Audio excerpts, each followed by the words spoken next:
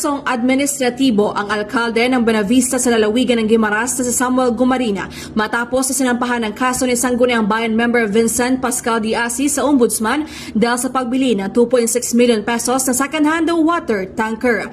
Maliban kay Gumarin, sinampahan din ng kaso ni D. Asis ang 8 pang iba, kabilang na si Vice Mayor Cyril Beltran, Sangguniang Bayan members Edgar Gallo, Arthur Cartel Jr., Robin Magno, Valentin Talavero, Rex Fernandez at Association of Barangay Captains President Romel Infante, kabilang din si Sangguniang Kabataan President Dave Van Bartolome. Kunekosyon ni D. Asis ang urgency at transparency sa pagbili ng tanker at di umano abuse of authority, misconduct at conduct of prejudicial to the best interest of the service ng mga opisyala. Base sa impormasyon, dumating ang water tanker noong Agosto ngayong taon.